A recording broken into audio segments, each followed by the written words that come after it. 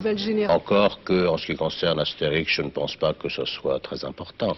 Alors, il y a quelque chose qui me trouble à propos d'Astérix, c'est que dans une époque, la nôtre, où vraiment c'est la violence, c'est la pornographie, c'est la scatologie qui triomphe, qui semble faire le succès d'un film ou d'un livre, vous alors c'est tout le contraire. Ben, c'est notre façon à nous d'être avant-garde. C'est-à-dire que je n'ai jamais suivi les modes depuis le temps que je fais ce métier. Des modes, il y en a eu beaucoup, maintenant il y en a une autre.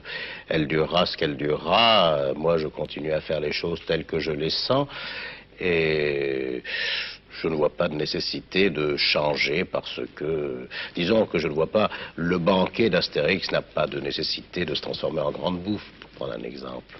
Donc Astérix est toujours à la mode en étant démodé. C'est paradoxal, mais il est de toutes les modes, c'est ça. Ah ben, j'aimerais bien, en tout cas. C'est une façon de créer quelque chose qui tienne.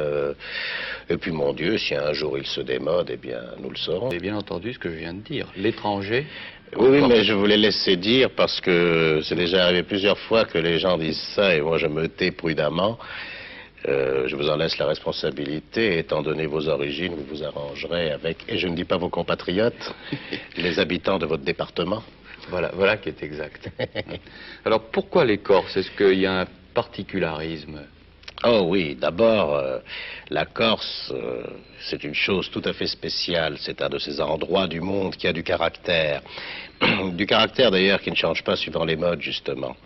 Et puis dans l'histoire de la Corse et dans l'époque qui nous intéresse, c'est vraiment formidable parce que les Romains avaient des camps tout autour de la Corse et ils n'osaient pas entrer à l'intérieur parce que les Corses leur tapaient dessus. Alors pour nous c'est formidable. Et puis parce qu'il y avait une sorte de pérennité dans le caractère corse. Ils se vendaient très mal sur les marchés aux esclaves parce que ils se laissaient pas commander. Le Corse est indomptable. Absolument, mais c'est ce qu'on disait. On disait les Corses ça ne se vend pas, c'est indomptable. Et puis d'ailleurs ils ne voulaient pas venir alors. Et toutes les petites particularités, les traits de caractère corse, la susceptibilité, la fierté exacerbée, tout ça vous l'avez intégré à l'histoire? Ben, nous avons essayé, la seule qui m'inquiète c'est la susceptibilité, bien entendu, parce que je pourrais toujours en être victime, on ne sait jamais. C'est pour ça que je m'entoure de beaucoup de Corses en ce moment. Je fais beaucoup de bassesse pour être bien avec les Corses.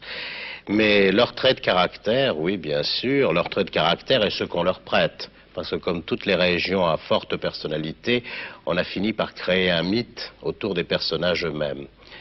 Et moi, ce que je fais en général, je parodie moins la réalité que le mythe.